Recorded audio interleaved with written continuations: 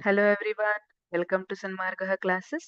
ಸೂಕ್ಷ್ಮ ಜೀವಿಗಳು ಮಿತ್ರ ಮತ್ತು ಶತ್ರು ಪಾಠದ 12ನೇ ಪ್ರಶ್ನೆ. ಸೂಕ್ಷ್ಮ ಜೀವಿಗಳು ಎಲ್ಲಿ ವಾಸಿಸುತ್ತವೆ? ಸೂಕ್ಷ್ಮ ಜೀವಿಗಳು ಅಂತ ಹೇಳ್ತಿದೀವಿ ನಾವು.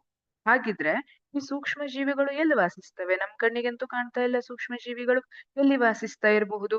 ನೆಲದ ಮೇಲೆ ಇರಬಹುದಾ, ಆಕಾಶದಲ್ಲಿ ಇರಬಹುದಾ, ವಾತಾವರಣದಲ್ಲಿ ಇರಬಹುದಾ, ಅಥವಾ ನಮ್ ದೇಹದ ಒಳಗೇನೆ ಇರಬಹುದಾ? ಹಾಗಾಗಿ ಸೂಕ್ಷ್ಮ ಜೀವಿಗಳು ಎಲ್ಲಿ ವಾಸಿಸುತ್ತವೆ ಅನ್ನೋದನ್ನ ನೋಡಿ. ಸೂಕ್ಷ್ಮ ಜೀವಿಗಳು ಶೀತ ಪ್ರದೇಶದಲ್ಲಿ ಇರ್ತವೆ. ನಾನು ಮೌಂಟ್ ಎವರೆಸ್ಟ್ ಹತ್ಕೊಂಡು ಹೋದ್ರೆ ಅಲ್ಲೂ ಕೂಡ ಸೂಕ್ಷ್ಮ ಜೀವಿಗಳು ಇರ್ತವೆ. ಬಿಸಿ ನೀರ ಬುಗ್ಗೆಗಳಲ್ಲಿ ಇರ್ತವೆ. ಬಿಸಿ ನೀರ ಬುಗ್ಗೆಗಳು ಅಂತ ಕೇಳಿರಬಹುದು.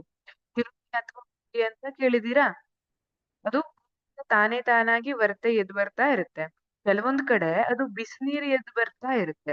ಅಂತಹ ಬಿಸಿ ನೀರ ಬುಗ್ಗೆಗಳಲ್ಲೂ ಕೂಡ ಸೂಕ್ಷ್ಮ ಜೀವಿಗಳು ಇರ್ತವೆ.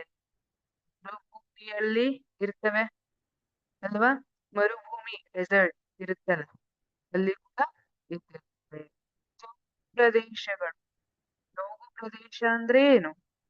ಜೌಗು ಪ್ರದೇಶ ಅಂದ್ರೆ ಯಾವ ಪ್ರದೇಶದಲ್ಲಿ ನೀರು ನಿಂತು ಜೌಗಾಗಿರ್ತದೆ. ಜೌಳು ಅಂತ ಹೇಳ್ತೀವಿ, ಜೌಳು ಭೂಮಿ. ಅಂತಹ ಪ್ರದೇಶದಲ್ಲಿ ಕೂಡ ಸೂಕ್ಷ್ಮ ಜೀವಿಗಳು ಇರ್ತವೆ. ಈ ರೀತಿಯಾಗಿ ವಿವಿಧ ವಾತಾವರಣಗಳಲ್ಲಿಯೂ ಬೆಳಿತವೆ. ಸೂಕ್ಷ್ಮ ಜೀವಿಗಳು ಯಾವುದೇ ವಾತಾವರಣದಲ್ಲಿ, ಬೇರೆ ಬೇರೆ ರೀತಿಯಾದಂತಹ ವಾತಾವರಣದಲ್ಲಿ ಕೂಡ ಬೆಳಿತವೆ ಅಥವಾ ಇರ್ತವೆ ಸೂಕ್ಷ್ಮ ಜೀವಿಗಳು. ಮತ್ತೆ ಮಾನವರು ಸೇರಿದಂತೆ ಇತರ ಪ್ರಾಣಿಗಳ ದೇಹದ ಒಳಗೂ ಕಂಡು ಬರುತ್ತವೆ. ಇವು ಮಾನವರಲ್ಲಿ ಅಂದ್ರೆ ನಮ್ಮೊಳಗೂ ಇರ್ತವೆ, ಹಾಗೆ ಬೇರೆ ಬೇರೆ ಪ್ರಾಣಿಗಳ ದೇಹದ ಒಳಗೂ ಕಂಡು ಬರುತ್ತವೆ. ಈಗ ಕೆಲವೊಂದು ಉಪಯುಕ್ತವಾದ ಬ್ಯಾಕ್ಟೀರಿಯಾ ನಮ್ಮ ದೇಹದ ಒಳಗೆ ಇರ್ತದೆ. ನಮ್ಮ ಸಣ್ಣ ಕರುಳಿನ ಆರೋಗ್ಯಕ್ಕಾಗಿ ಅದು ಅವಶ್ಯಕವಾಗಿರ್ತದೆ.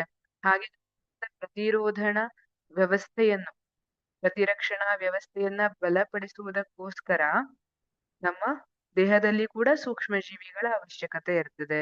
ಹಾಗೆ ನೀವು ಹಾಲನ್ನ ಮೊಸರಾಗುವಂತಹ ಪ್ರೊಸೆಸ್ ಅಂತ ತಿಳ್ಕೊಂಡಿದ್ದೀವಿ, ಅಲ್ಲಿ ಕೂಡ ಸೂಕ್ಷ್ಮ ಜೀವಿಗಳು ಇರ್ತವೆ. ಹಾಗೆ ಇತರ ಜೀವಿಗಳ ಮೇಲೆಯೂ ಬೆಳೆಯಬಹುದು ಅಂತ ಹೇಳ್ತದೆ. ಸೂಕ್ಷ್ಮ ಜೀವಿಗಳು ನಮ್ಮ